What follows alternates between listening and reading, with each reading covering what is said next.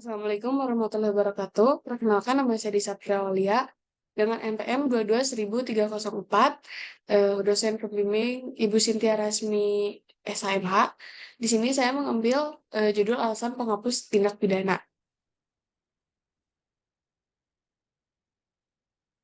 Yang pertama ada definisi dalam bahasa Belanda, alasan penghapus tindak pidana disebut sebagai strafrechtsleutiging.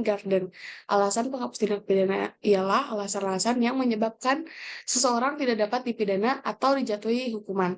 Alasan penghapus pidana adalah fakta dan keadaan yang menghapus pidana seorang pelaku suatu perbuatan yang dapat dibedakan menjadi alasan pembenar dan alasan pemaaf.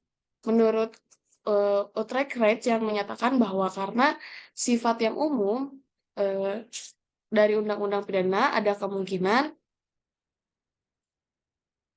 seseorang dijatuhi hukuman yang tidak adil. Jadi ada kemungkinan seseorang yang tidak bermasalah masih juga dijatuhkan pidana di mana orang itu melakukan perbuatan yang dilarang undang-undang pidana, tetapi orang tersebut sama sekali tidak bermaksud melanggar undang-undang. Kemungkinan eh, dilakukan karena ada paksaan dari luar atau keadaan darurat. Yang selanjutnya ada dua alasan menghapus tindak pidana. Yang pertama, alasan pembenar, alasan yang dapat menghapuskan sanksi pidana bagi pelaku tindak pidana meskipun perbuatan itu pada umumnya sebagai tindak pidana dengan alasan tertentu yang diakui oleh hukum. Yang kedua ada alasan pemaaf, ialah alasan yang unsur kesalahan dalam diri pelaku tetap menjadi suatu peristiwa pidana, tetapi tidak dipertanggungjawabkan kepada pelaku. Eh, Istilah lain dari alasan pembenar dan alasan pemaaf, yaitu alasan pembenar adalah rechtvaardiging dan alasan pemaaf adalah schuldschuldiging.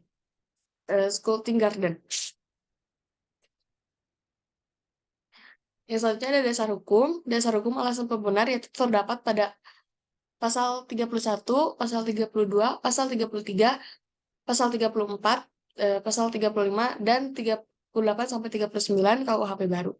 Dasar hukum alasan pemaaf itu terdapat pada pasal 40, 42, 43, dan 44 KUHP baru.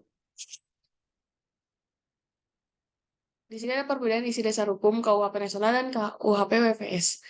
KUHP WVS yang pertama ada pasal 31.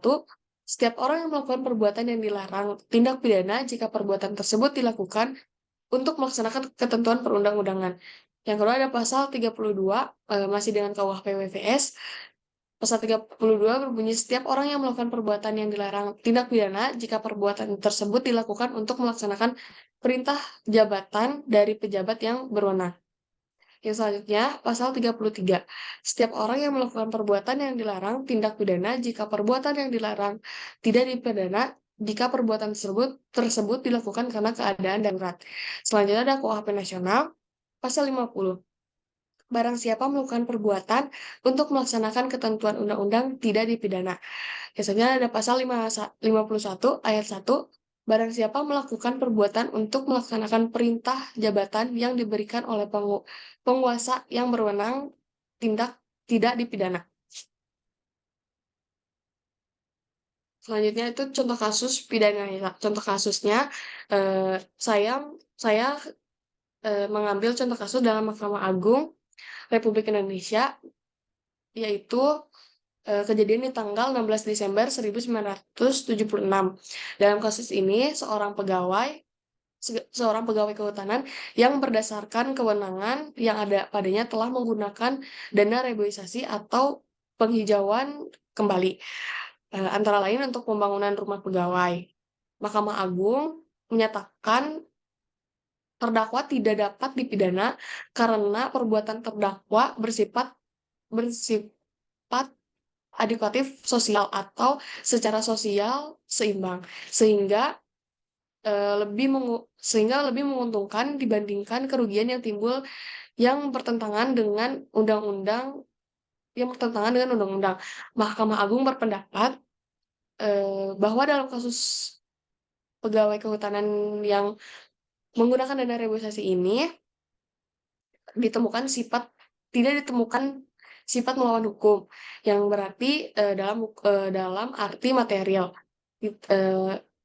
Kasus ini merupakan alasan pembenar. Sekian dari saya. Wassalamualaikum warahmatullahi wabarakatuh.